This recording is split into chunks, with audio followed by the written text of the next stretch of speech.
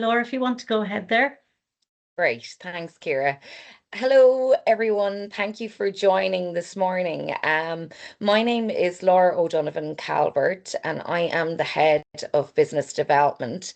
And we're here this morning to celebrate and really learn insights from those that were shortlisted in the category for Outstanding Diversity Initiative Award. We recently held our National Diversity and Inclusion Awards 2026 to recognise and celebrate the value of work being done to progress D&I in Ireland, as we do every year now. This webinar series has been devised to share the insights and experiences from the sponsor, winners and finalists, so that any learnings from the shortlistees can be applied to your own organisation and maybe help you enter the awards next year. Today's session focuses on the category, as I said, Outstanding Diversity Initiative Award, and a huge thanks to Matheson, who's hosting the awards, Matheson LLP, for sponsoring it. This category recognises the organisations that are really leading the charge when it comes to DEI and can demonstrate that they have this vital area of initiatives at the heart of their business. So a little bit about the sponsor, Matheson LLP, the law firm of choice for internationally focused companies and financial institutions. This is their fourth time as a sponsor of this category, and they have supported this category since the very beginning in 2023. As it is an area they have long standing commitments to. Daragh will expand on that a little bit shortly. And I just would like to acknowledge that they were the first organisation to get gold in Investors in Diversity. So a long standing commitment to DEI. So a little bit of housekeeping. I'll shortly hand over to Daragh, and we'll hear from them and the finalists of the award. There are automatic closed captions available with the Teams controls. So anyone that needs to get those, please let us know. But there are automatic closed captions on.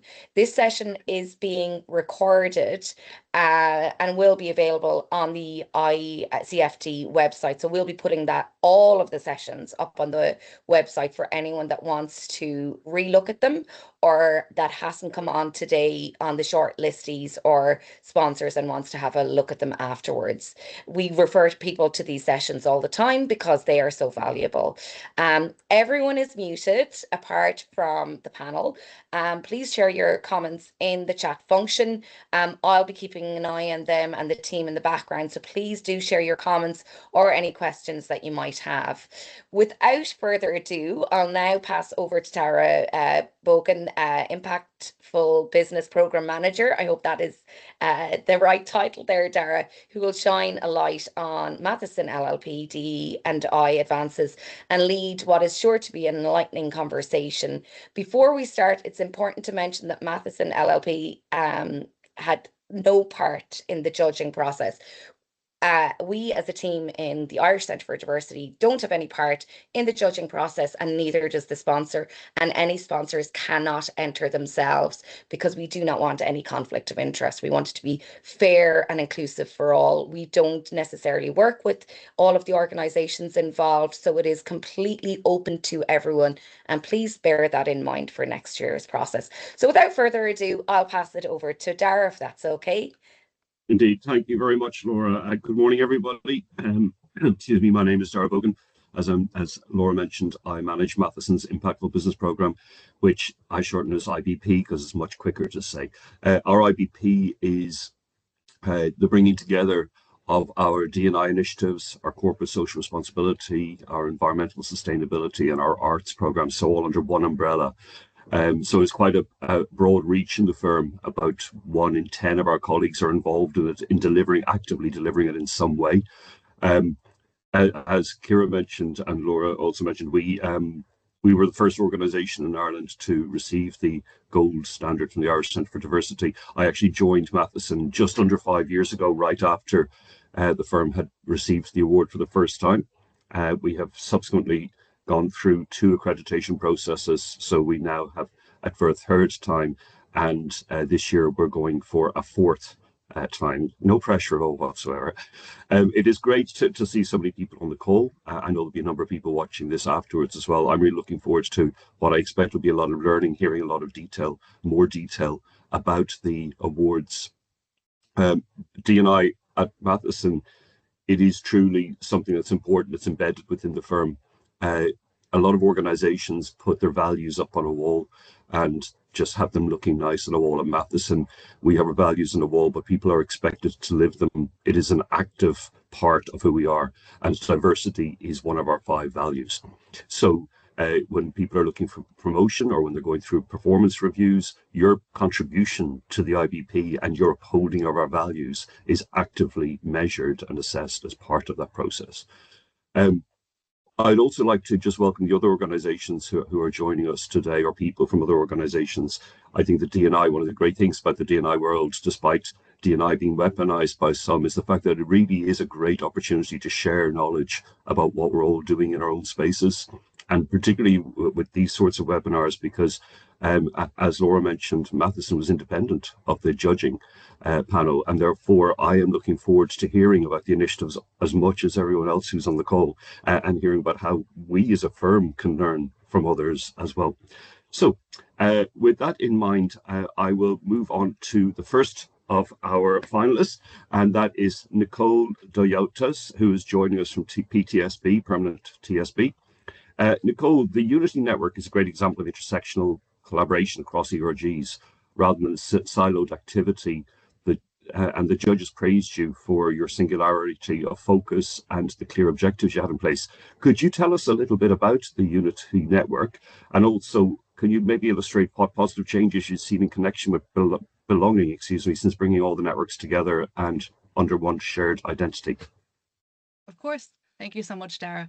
Good morning, everyone. I hope everyone is having an absolutely fabulous morning. My name is Nicole, and I'm a People Experience Specialist here at PTSB. First and foremost, I just want to say a huge congratulations to the team at Allianz for your fantastic achievement. Your initiative with Women's Aid sounds absolutely incredible, and I'm really, really looking forward to hearing about it more on the call. So to give everyone a little bit of a background, we currently have 5 employee resource groups in place to support the DEI strategy. Since launching our first ERG, PRISM, in 2019, right through our newest group, ADAPT, in 2024, each of these networks has grown organically and involved, but largely operated as distinct groups. So what we started to notice was that there was a clear potential to bring all of these ERGs together, which sparked the idea of the Unity Network. We brought all the ERGs together under one shared identity, not to dilute what made each group unique, but to amplify their impact and complement each other's initiatives.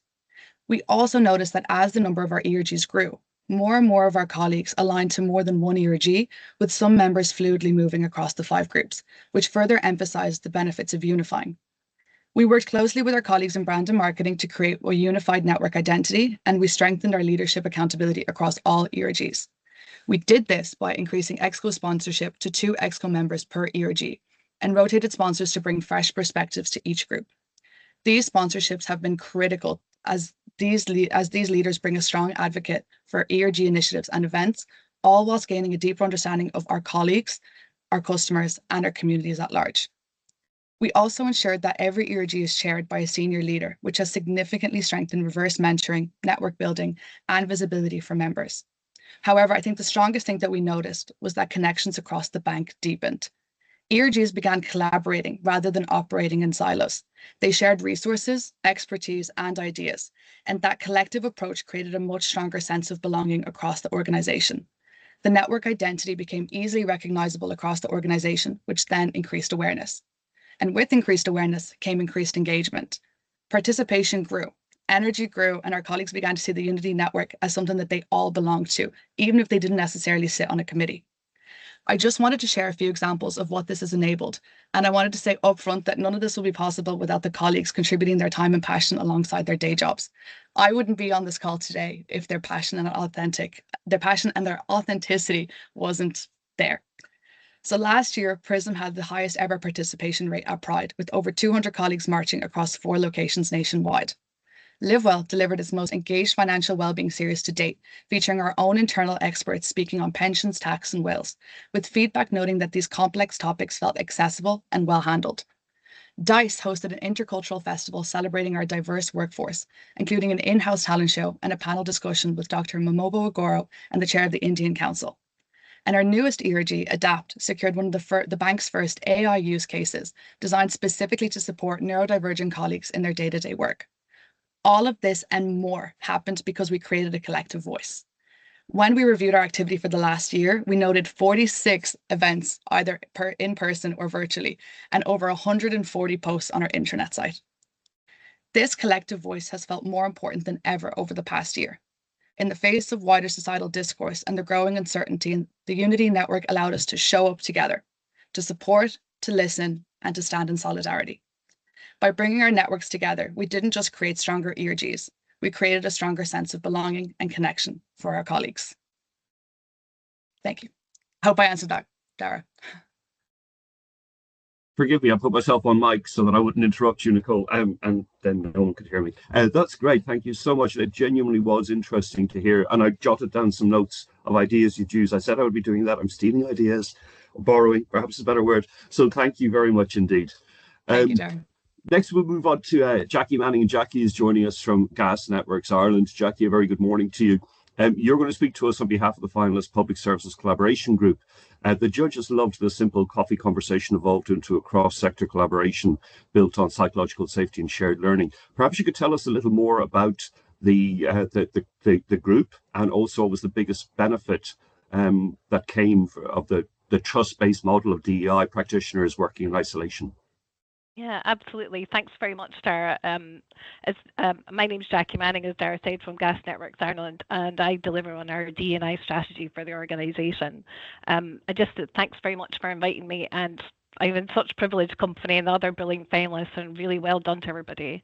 I suppose the public service semi-state collaboration group we started about 2.5 years ago, and that came, as mentioned, from a simple coffee with my colleague and friend from Mishka Aaron.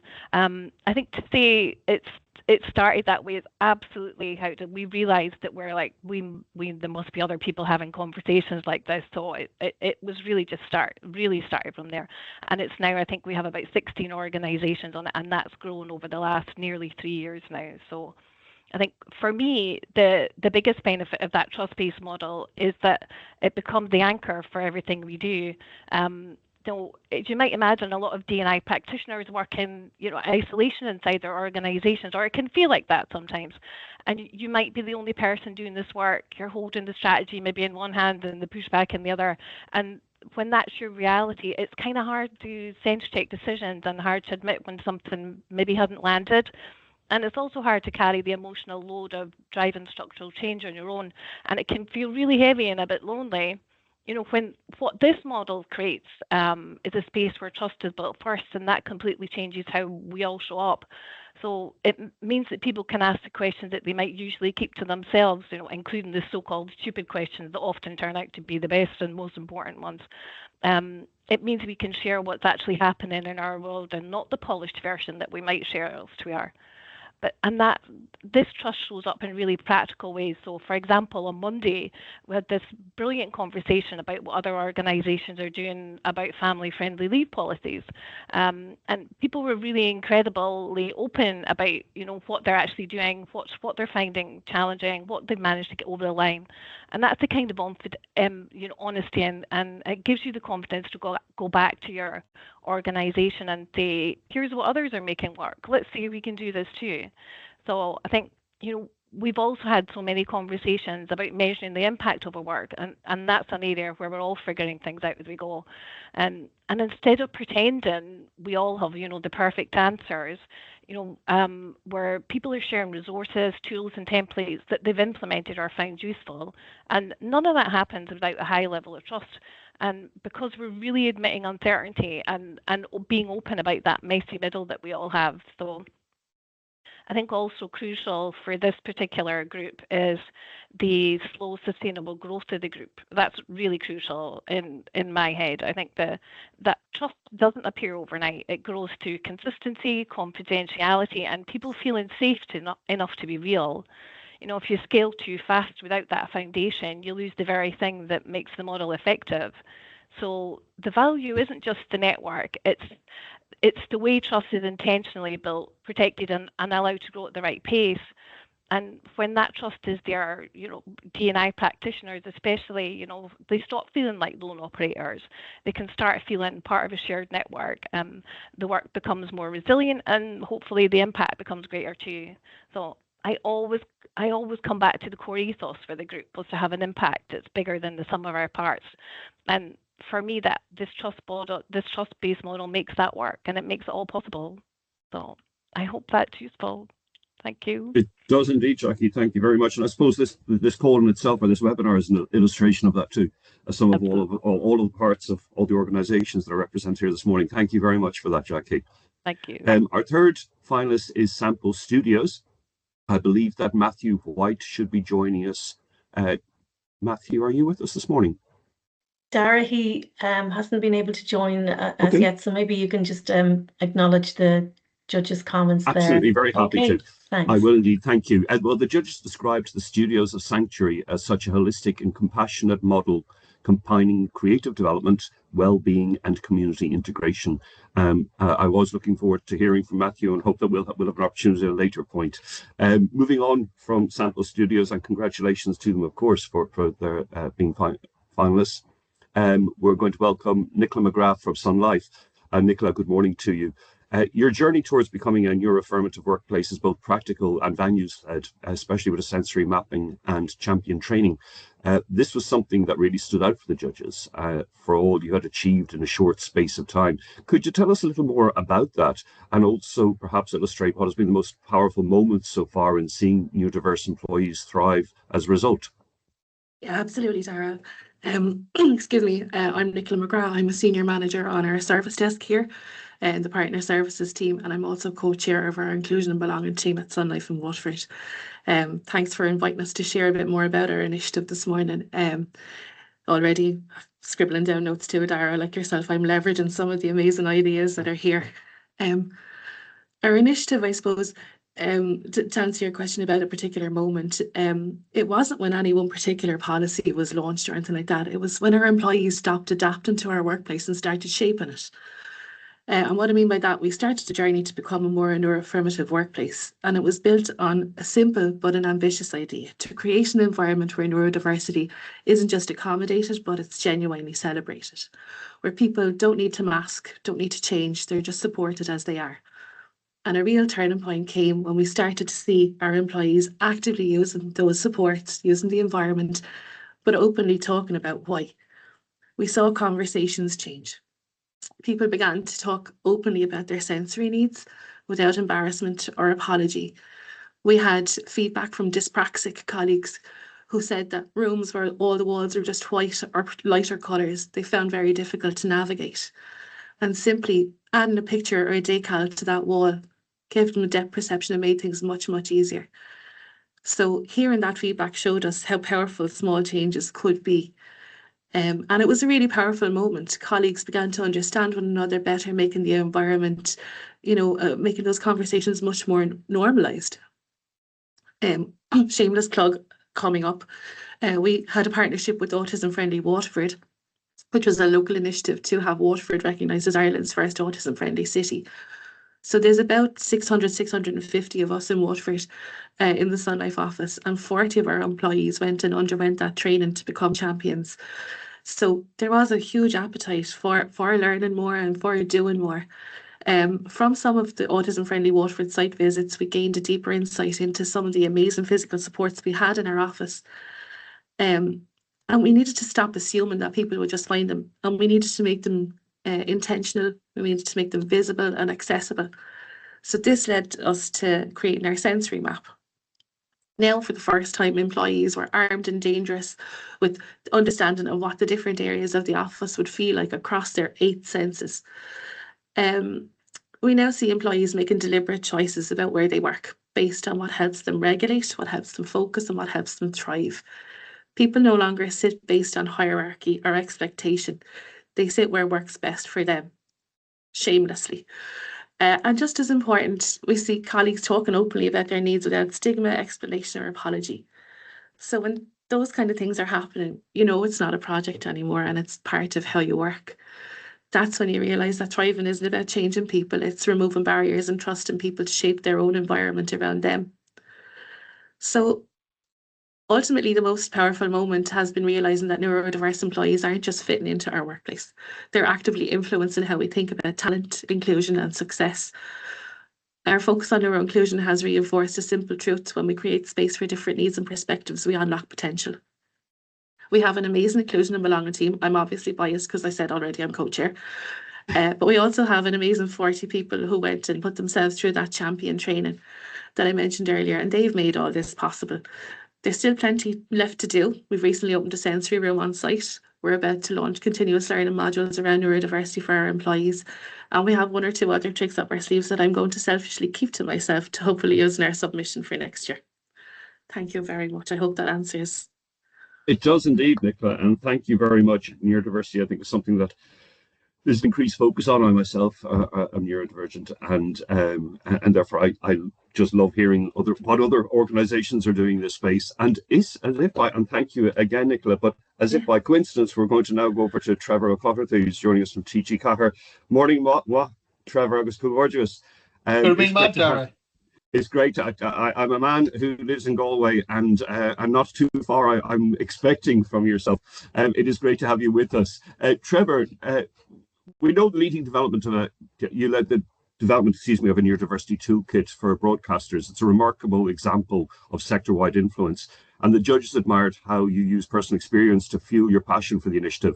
Could you tell us a little more about the toolkit itself, what you did, and also how the work has changed awareness and support internally for neurodivergent staff? Yeah, good morning, Daragh. To go Holland about like after Ermiden from the Wild West of Ireland here in Ballinahone in Connemara. So I'm working with TG Cahir, national broadcaster.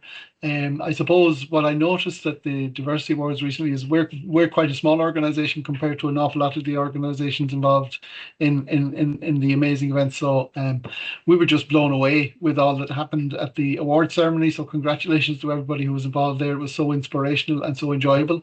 And even listening to the presentations this morning, again, it's given us even more inspiration. So I'm the father of a couple of neurodivergent kids. We like to say we're a pretty neuro-spicy household. So there's a lot going on there. We've had all of the usual struggles of trying to access services, education, health, diagnoses, all that kind of stuff over the last number of years. So we've been struggling with that personally, but I was also in charge of the HR role here in TG Cahir. And I could see, without being in any way a medical expert, I could see where areas of conflict might have been happening around the building. It struck me that maybe that something here was around the whole area of people being different to each other and possibly neurodivergency playing a very central role in the way people were clashing. So I started to discuss this with colleagues in the network that myself and Jackie are both involved in, but also in a network I'm involved in the European Broadcasting Union. So the European Broadcasting Union represents public broadcasters not only in Europe but much broader as well. So as part of the group there, we had a discussion about, well, is this happening in your organisation? Do you see it going on? What have you got in place? And it turned out that even though most people on a very personal level had either a family member or knew somebody who was neurodivergent, it really hadn't been approached from a workplace perspective. So around that time, I bumped into my very good friend now, Eleanor McSherry. So Eleanor is a lecturer in UCC. Eleanor is an amazing woman. She found out herself when she was in her early 50s that she was on the autism spectrum, and she's almost on a crusade now to try and make people more aware of what's happening in this space. And she's set up quite a number of courses through UCC around neurodiversity. So she ran a neurodiversity in the screen industries course, which I attended.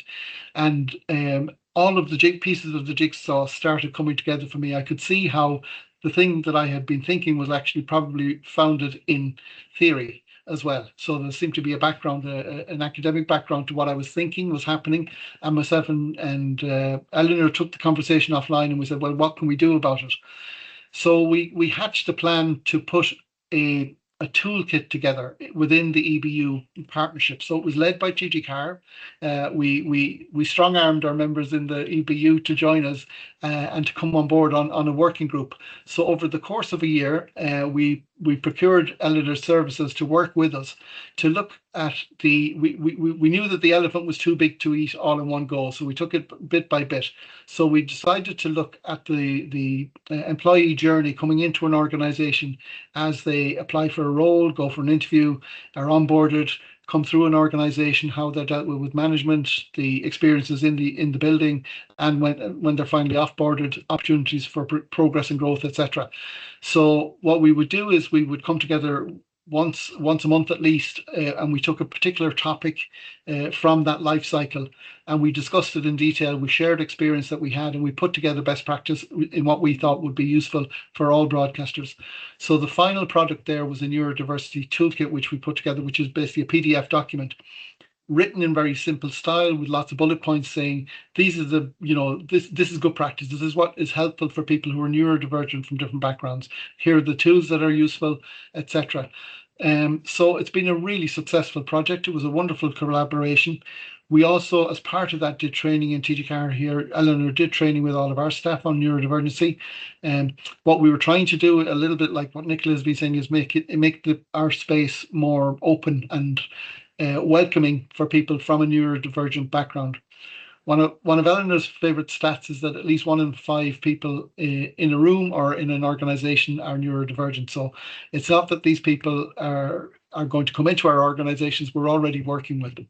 So it's about having awareness around that, understanding around that, accommodating the needs, and realizing the wonderful extra special skills and skill sets and ways of thinking that these people bring to our organizations, which make the organizations much richer and much more diverse. So it's been really, really successful collaboration. We've shared it with the public services group that we have. We've also presented to a number of different broadcasters on this as well, and they've taken it and used it in their own organizations. We still, like Nicola has said herself, we have a long way to go ourselves in that we now have the toolkit, but we have to implement it.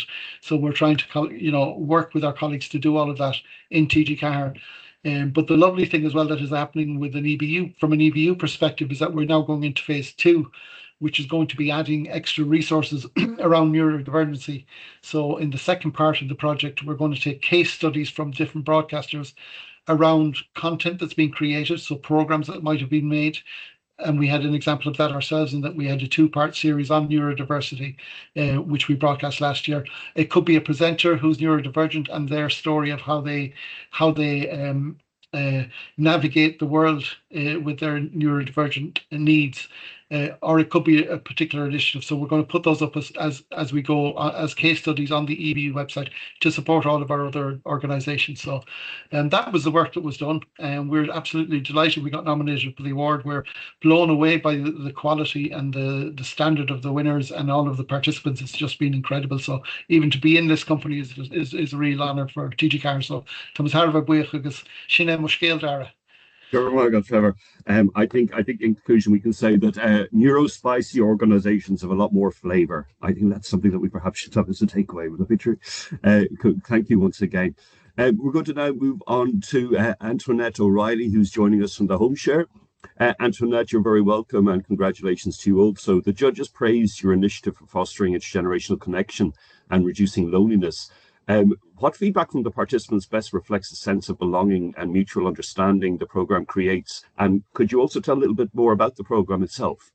Yeah, absolutely. Good morning, Daragh and everybody, and thank you so much for having us here this morning. And once again, just the night itself for the awards was absolutely amazing. Myself and Lucy and our other staff member, Thomas, were absolutely delighted to be there. It was such a great night, and we took away lots of inspiration and feedback from all the other participants, and we were delighted to be nominated into this category. So it's an honour to be amongst all of you as well. So the home share, I suppose, who are we? We are a small company based in Dublin, and we have contractors a contractor in Galway and a contractor in Cork. We operate in the way that we support older people and younger people to live together for mutual benefit. So the benefits for the older person, I suppose, are that they don't live alone. They get to support and give purpose with a younger person. The benefits for the younger person would be that they get to live with an older person, get to hear amazing stories, get to, absolutely overindulge on intergenerational living. It's just really a wonderful program, and it also helps support the housing crisis, which I suppose everybody has heard about, and nobody has, rent is absolutely extortionate.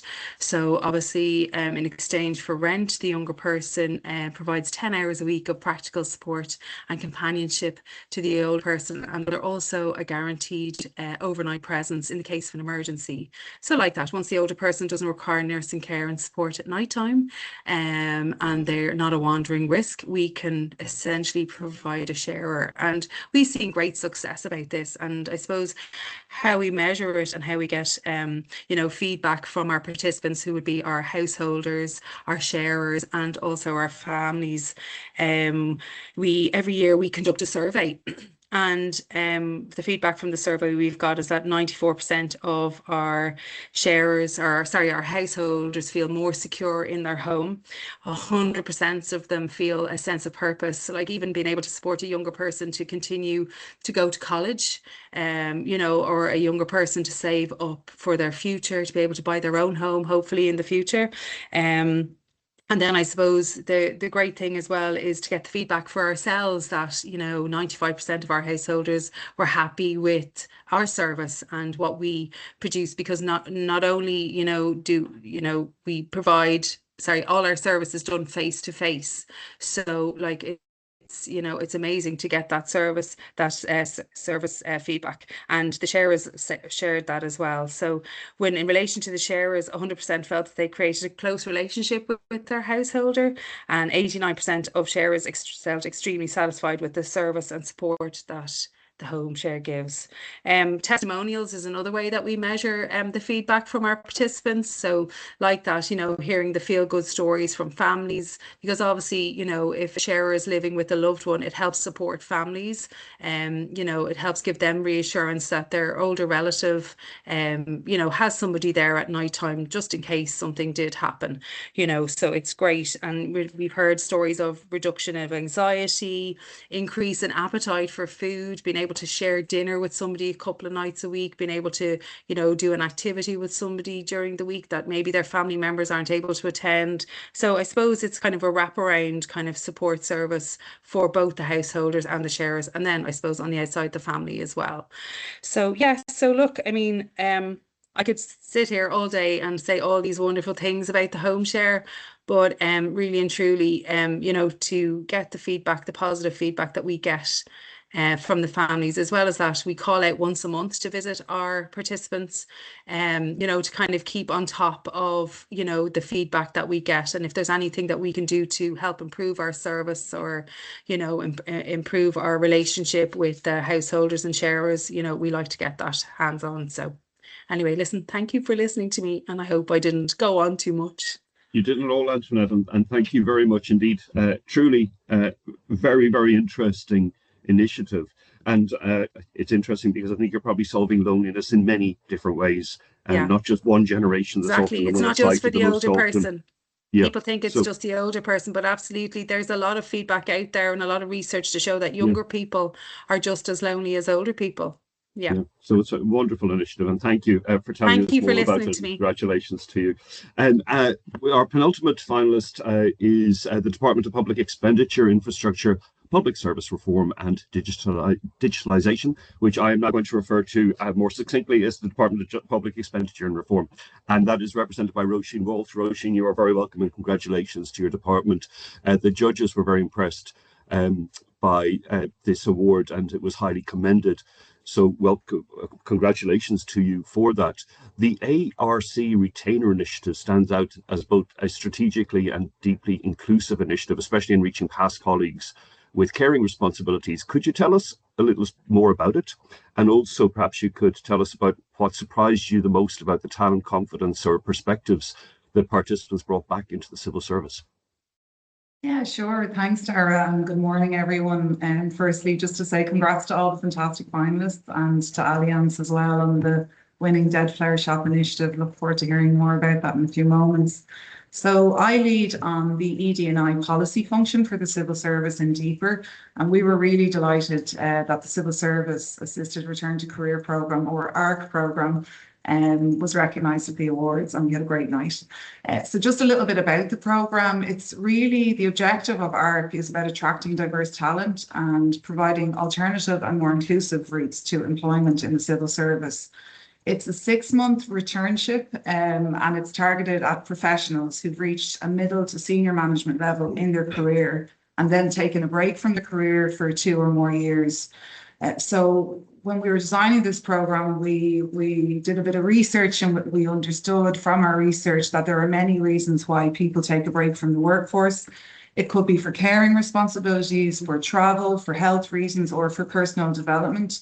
And it can often be difficult to re-enter the workforce and pick up where you left off. So sometimes you have to start at the bottom step of the ladder.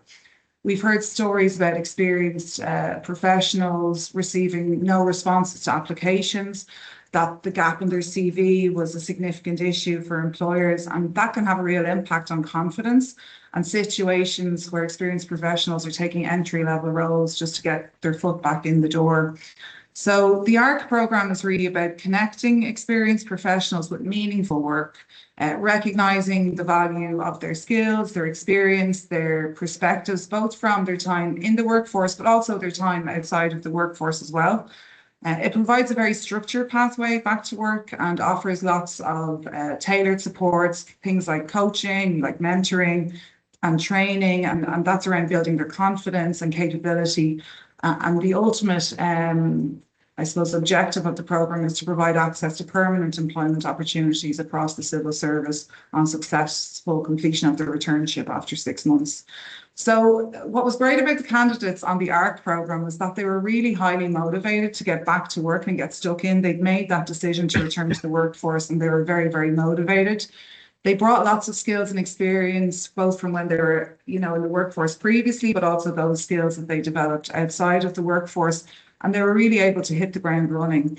And while the return was daunting for some of them, the supports on the programme meant that they were able to upskill very quickly. And that was really great from an employer's perspective as well. So we attracted a very diverse talent pool through this programme. We had a high proportion of candidates from diverse ethnic backgrounds, candidates with disabilities, and while it was primarily women who participated in the programme, we also had a number of men who'd taken time out for caring responsibilities too. And what was really nice about all the returners was that they started together at the same time, so they had an instant network of colleagues in the same boat, and that was really important from a social support perspective.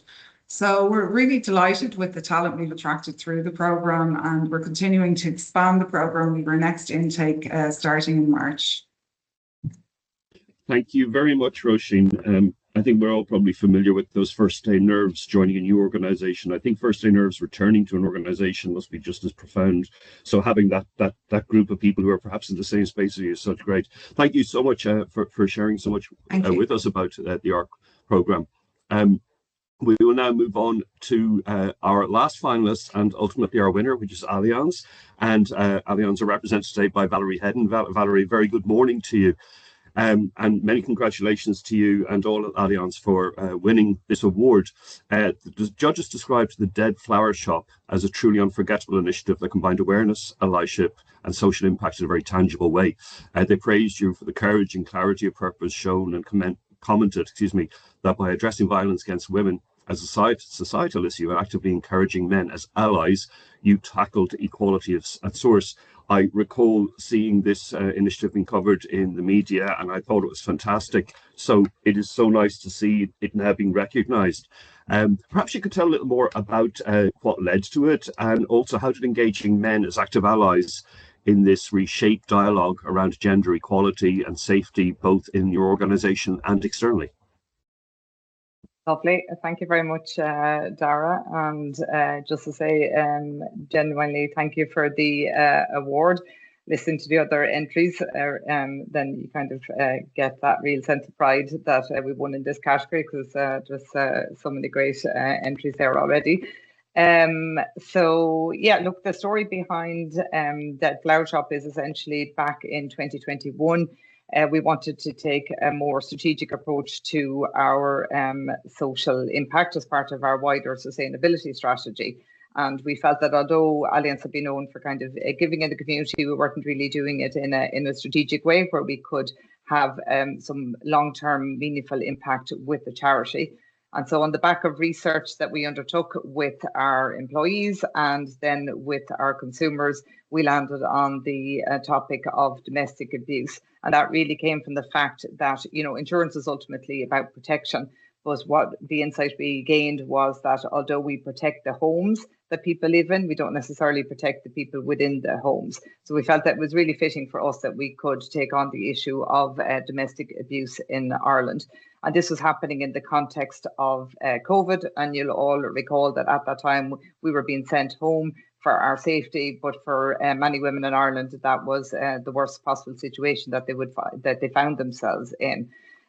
So that was the basis for our partnership with Women's Aid, which has been hugely successful over the last 4 years. And people might be familiar with our World's Strongest Women campaign, which we set out to kind of highlight the awareness of the incredible strength that women impacted by domestic abuse show on a daily basis, and that they're essentially subjected to this abuse often by a former or current partner. So what we wanted to do with Women's Aid and collectively was to take on a challenge really that the number of domestic abuse cases in Ireland is rising. When we started out in the partnership with Women's Aid, it was 1 in 4, and the latest research now shows that it's 1 in 3. So, huge problem for Irish society. And what we wanted to do was then, through talking to Women's Aid, we were talking about the challenges that they face, and they felt that really that a lot of the talk and the narrative often is about this issue about abuse for women is seen as kind of a women's issue, and that maybe that a lot of men don't see or don't feel that it's their place to get involved, or as research then showed, didn't know how to get involved. So we felt that this was something then that we urgently needed to address, with men essentially just under half of the population, and this being such a wide societal issue. So that was the foundation for then the initiative with our creative agency, Forceman and Bowden Furs. We landed on the idea that we would do something to highlight the issue, but to invite men into the conversation. And it's very important that we came from a place of inviting men into the conversation and not telling anybody what to do. So we worked with Women's Aid, the Men's Development Network as well, in terms of developing what we called an ally action list, which was a number of practical initiatives or tips for men on how they could get involved in tackling the issue of domestic abuse in Ireland. And again, that was really important that we had the Men's Development Network involved, because that language and men speaking to men was a key aspect of how we wanted to deliver the initiative. So we knew that if we just launched the ally action list, that it would be hard for that to get cut through, and it wouldn't really capture the imagination. So we decided to launch with to bring the initiative to life and humanize the statistics and the issue. So what we did was, on Valentine's Day in 2025. We took over a premises on Grafton Street, and what was seen from the outside was an ordinary flower shop with lovely fresh flowers in the outside, all very well decorated. But when people then entered into the flower shop, that inside it was filled with dead flowers. And what we had developed with the support of Women's Aid and families of 8 women that were killed by their current or former partner were these bouquets, which were named after the women. So, for example, the Jenny bouquet, and that was designed with Jenny's family around, her interests, her hobbies, her life. So it was all personalised. And so it was really just to bring home, it brings to life, I suppose, the real people behind this awful situation. And also in the flower shop in the inside, then there was at the centre there was 274 dead roses, and each one of those represented a woman murdered by a man in Ireland since 1996, and that's when Women's Aid first started their femicide list. So it wasn't designed to be comfortable, because it was meant to make people stop and really feel the emotion, but then just to really think then about the role that we all play in preventing gender-based violence. And although it often goes on behind closed doors, that it is an issue for all of us to play our part in. So the Dead Flower Shop really, I suppose, then did, as you say, and caught a lot of attention. We didn't put paid spend behind this. This was all kind of organic, that, you know, getting people to share their images from walking into the Dead Flower Shop. We had our sports ambassador, like Jordan Conroy, works with us. He was part of the Rugby Sevens teams, and we're an Olympic sponsor. But Jordan Conroy himself was again a leading voice in this, having men speaking to men, which was really important about his own personal story, having been that his mother was subject to an abusive relationship. And as a result, then it got a lot of media coverage. It went widespread on social media. It was spoken about by politicians. It was a lot of sports people in Ireland shared the I'm an Ally social post. Hosier shared as well. So we got really an enormous reach for the whole initiative, and a lot of it being led out by men. And that really resulted in huge numbers of people engaging with the Ally Action list, and huge awareness, which is what we had wanted to do, was really to get that awareness and put it on people's radar about the role that everybody plays, and bringing men into the conversation. Internally, then, for us, since the beginning of our partnership with Women's Aid, we have had, domestic abuse policy. We've had a lot of training for all our people managers, but then also we do this community initiative, which is trying to educate everybody in the workforce then about domestic abuse, all the different forms of domestic abuse, and how they then could potentially signpost somebody who's in their community or family about the supports or how to get help.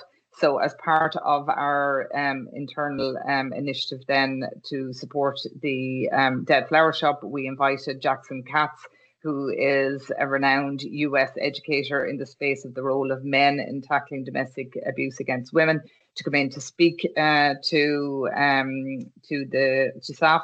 And that went down really well. It was one of the highest attendance we've had at an event, and it ran well over time, and nobody moved out of their seats. So it just tells you how people were really engaged on this topic. And there is that really huge sense of pride within Alliant for the Partnership for Women's Aid, and people regularly then also volunteer with Women's Aid when we get those opportunities as well. So there's a 98% sense of pride from employees around this issue. It comes up in our recruitment process then as well, with people, many people joining the organisation. I will mention that as being one of the things they had identified about Allianz. So that's the journey we've been on. That was the story of the Dead Flower Shop. So designed to be provocative, it definitely got attention. But it's just one more step in us continuing to highlight the issue of domestic abuse, and we look forward to our continued partnership with Women's Aid in this area, because, as I say, unfortunately, it's something that is going to take all of society to play their part in first to really see significant change. Thank you so much, Valerie. That was very emotive at points, I'll say. A fascinating insight, and thank you so much for it. I think one thing that's come across very clearly today is the importance of collaboration, and perhaps bringing external or internal influences and influencers together in different ways to achieve change. So thank you again, Valerie. I actually attended a talk by Jackson Katz earlier the end of last year, and truly one of the best public speakers I've come across. And particularly on the topic of gender-based violence, particularly against women. It was just a fantastic speaker. So thank you so much for sharing all of that. So I suppose we reached the point where we have heard from everybody, and I hope that it has proven useful to all of you who were shortlisted to hear what others are doing, to hear the spectrum of work that's been done in the D&I sphere, and also for those who have perhaps not yet entered for an award, might be inspired after today. So thank you so much for sharing your respective stories, and also thank you to the Irish Centre for Diversity, not only for the awards themselves, but we're very proud of our long-standing relationship with the Irish Centre for Diversity, but also for bringing together this webinar where we can share information within a community that I feel is often under attack. And if anything, we've demonstrated today why it's so important that this work continues, because it's for all of us. So thank you very much. And on that note, I'll hand back over to Laura. Thanks, Daragh. Thank you so much. First of all, I just wanted to let everyone know on the call, and so that it's referenced when people watch this back, because we tend to get an awful lot of views on the recordings of these sessions. This category is always the most popular category to enter. There are a huge number of entries that go into it. So to be shortlisted as a finalist and for the Winners Alliance, it is no mean feat. It's not easy to get into this list of people, and all of your initiatives have to be really, really strong and have not only a good story behind them, but be brought to life for people, the judges, who we are not part of. I also would like to say, just listening to your stories, everybody here, you are a cross section of public service, private sector, and community initiatives. So really, you're representing everybody within society. And listening to what you have done to date, you are literally and figuratively changing people's lives for the better, not only for employees, but for so many groups in society. So on behalf of the Irish Centre for Diversity, we want to say we acknowledge everything that you're doing, and please, please keep going with the amazing work that you have done, because it doesn't go unnoticed. It's not comfortable work. It's certainly not easy what you have done, especially with some of the topics that you're taking on, but it is absolutely essential work. And I just wanted to say thank you on our behalf as well. A special thank you to Matheson, because they are such great supporters of ours, but of the awards. And the awards and all of this work wouldn't go ahead if we didn't have the support of sponsors. So thanks a million, Daragh. I want to say a huge thank you to everyone on the call today, and the finalist.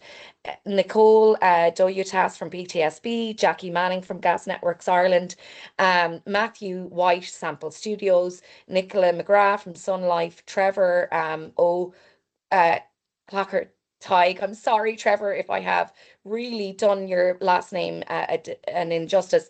Antoinette from Home Share, Roisin from the department from Deeper, and Valerie from Allianz are absolutely amazing winners there. So thank you very much to all of you for coming on.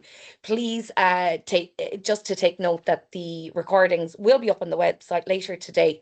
Share them far and wide so that people understand all of the work that's being done.